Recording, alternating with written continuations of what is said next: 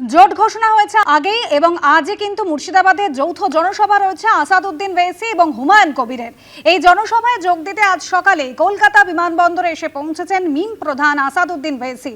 জোটের পর আজ মুর্শিদাবাদে যৌথ জনসভা রয়েছে হুমায়ুন কবির এবং আসাদউদ্দিন ওয়েসি।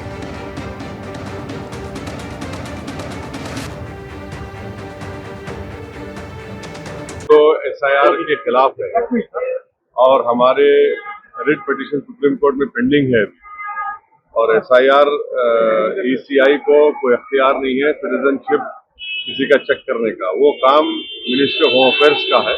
कितना ही आप सकें, वो तो एजुकेशन लिस्ट में बहुत से लोगों के नाम है, उसको जल्द से जल्द तय करना चाहिए। अभी जो चुनाव इलेक्शन शुरू हो चुका है, तो ये सब बहुत गलत हो रहा है, इसको सही करने की जरूरत है।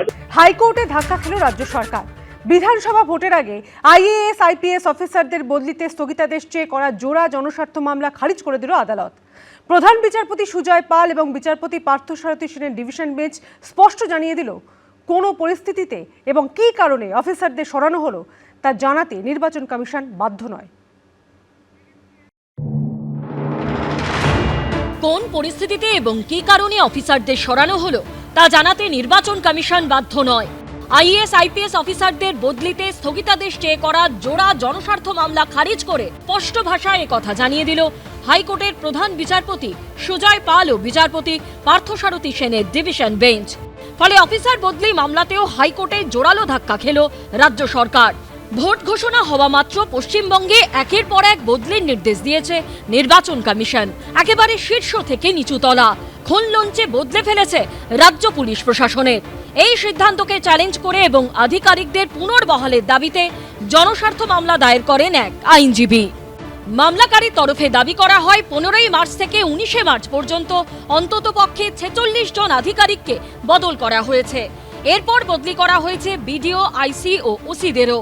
তা নিয়েও জনস্বার্থ মামলা হয়। মামলাকারীর বক্তব্য, এইভাবে বদলি করা হলে প্রশাসনিক কাজে আইন শৃঙ্খলা নিয়ন্ত্রণের ক্ষেত্রে অত্যন্ত অসুবিধা হবে। এটা কার্যত মুখ্যমন্ত্রীর কাজে হস্তক্ষেপ বলেও অভিযোগ তোলা হয়। মামলাকারীর অভিযোগ, রাজ্য সরকারের সঙ্গে আলোচনা না করেই পদক্ষেপ করেছে নির্বাচন কমিশন। মঙ্গলবার সেই জোড়া মামলা খারিজ করে দিল প্রধান বিচারপতির ডিভিশন বেঞ্চ। পর্যবেক্ষণে আদালত জানিয়েছে মামলাকারী একজন আইনজীবী। যদি কোনো জনস্বার্থ লঙ্ঘিত না হয় তাহলে এই বদলি নিয়ে তার কোনো অভিযোগ থাকতে পারে না। মমতা বন্দ্যোপাধ্যায় এবং তার দলবল সংবিধানের উল্টো কথা বলছে। নির্বাচন কমিশন সংবিধান মেনে কাজ করছে, এটা স্পষ্ট করে দিয়েছে কলকাতা হাইকোর্ট। তৃণমূল দলের সম্পদরা যারা জেলায় জেলায় বুথে বুথে আছে, ভোটের দিন যারা চুরি ছাপ্পা প্রক্সি করবে, আর এখানকার পুলিশ যারা তৃণমূলের কৃতদাসত্ব করে তারা মদত করবে, এইভাবেই তো বাংলায় ভোট হয়েছে। সেখানে বাধাদান হলে দিদির তো মাথা খারাপ হবেই। অতীতে অন্ধ্রপ্রদেশ হাইকোর্টের ডিভিশন বেঞ্চের একটি মামলার পর্যবেক্ষণের কথা উল্লেখ করে বলা হয়েছে কোন পরিস্থিতিতে এবং কী কারণে অফিসারদের সরানো হলো তা জানাতে নির্বাচন কমিশন বাধ্য নয়। এলাহাবাদ হাইকোর্টের একটি মামলার উল্লেখ করেও কলকাতা হাইকোর্টের ডিভিশন বেঞ্চ তার পর্যবেক্ষণে বলেছে এই বদলিগুলো অবাধ এবং সুষ্ঠু ভোটের স্বার্থেই নির্বাচন কমিশন করে থাকে বলে ধরে নিতে হবে। এই পরিমাণ ট্রান্সফার আপনি কোন রাজ্যে দেখবেন না।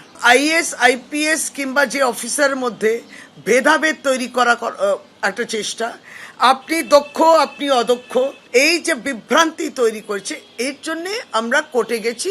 আর্টিফিশিয়াল একটা রাষ্ট্রপতি শাসনের মধ্যে দিয়ে তারা কিন্তু ওই ধরনের আমেজ এবং মহল, যেটাকে বলে হিন্দিতে, তৈরি করেছে।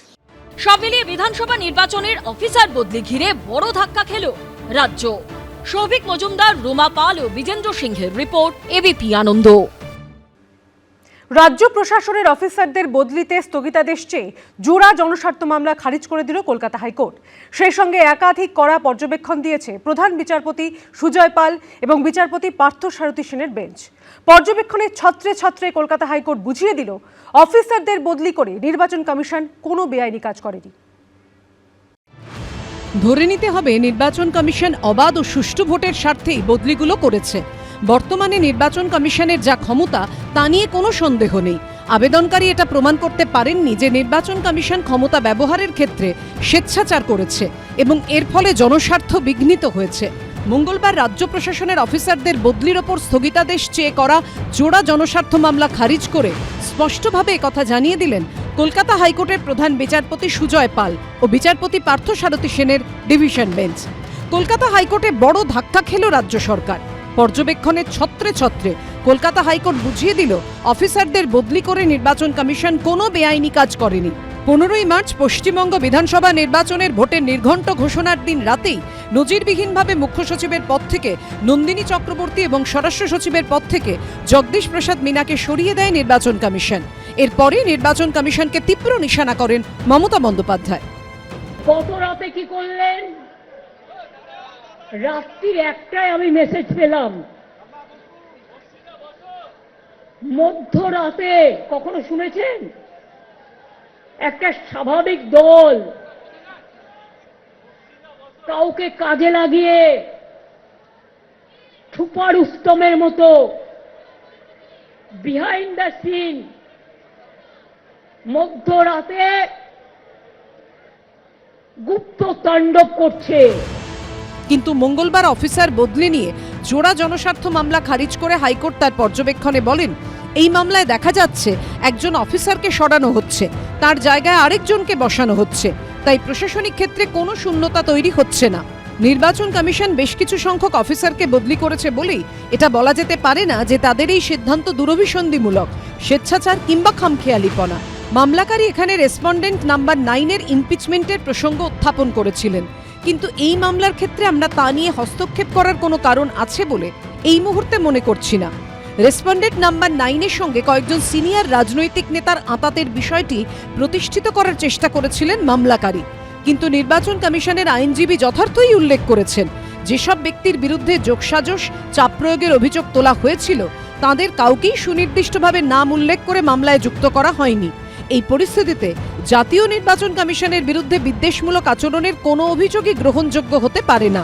কেবল মৌখিক বা ভিত্তিহীন দাবির বাইরে কোনো প্রমাণ আদালতের সামনে পেশ করতে পারেননি মামলাকারী। আর্টিকেল 329 এবং অনেক দিন ধরে ধারাবাহিকভাবে সুপ্রিম কোর্টের যে আছে যে ইলেকশন একবার চালু হয়ে গেলে সে প্রসেসটাকে এর একটা খুব সুন্দর কথা ব্যবহার করেছে, একটা লিগ্যাল ফিকশন তৈরি করে, অর্থাৎ কাল্পনিক একটা আইনি জটিলতা সৃষ্টি করে নির্বাচনকে আটকে দেওয়ার এই প্রসেসটা কিছুতেই ভারতের মতো গণতন্ত্রে ঠিক হবে না। সুতরাং এই পরিপ্রেক্ষিতে এটাকে যে হাইকোর্ট নাকচ করেছে এটা আমার মনে হয় একদম ঠিকই আছে, কারণ এটার মধ্যে একবার ঢুকতে গেলে আর কোথাও থেকে আসবে না। ঠিক এরকম অন্যান্য রাজ্যেও এই বদলিকে নিয়ে হাইকোর্টে মামলা হয়েছিল। কর্ণাটক হাইকোর্ট, অন্ধ্রপ্রদেশ হাইকোর্ট এবং এলাহাবাদ হাইকোর্টে এই মামলা হয়েছিল। সেখানেও জাজেরা যে অবজারভেশন দিয়েছে যে সুষ্ঠু এবং অবাধ নির্বাচন করতে গেলে নির্বাচন কমিশন যদি কাউকে ট্রান্সফার করে তার জন্যে কোনো রকম কারণ দর্শাতে হবে না। রাজ্য সরকারের উদ্দেশ্যে কড়া পর্যবেক্ষণে প্রধান বিচারপতি সুজয় পাল ও বিচারপতি পার্থসারথী সেনের ডিভিশন বেঞ্চ লিখেছে, রাজ্য সরকার মামলাকারীকে সমর্থন করছে বলে তার মানে এই হতে পারে না যে তিনি আবেদনের পরিধির বাইরে যেতে পারেন। রাজ্য সরকারের সমর্থনও আবেদনকারীর যুক্তিকে জোরালো করছে না। একইভাবে রাজ্য এক্ষেত্রে রেসপন্ডেন্ট, তারা কখনো মামলাকারীর জুতোয় পা গলাতে পারে না। সৌভিক মজুমদারের রিপোর্ট, এবিপি আনন্দ, কলকাতা। এবিপি আনন্দ, এগিয়ে থাকে, এগিয়ে রাখে।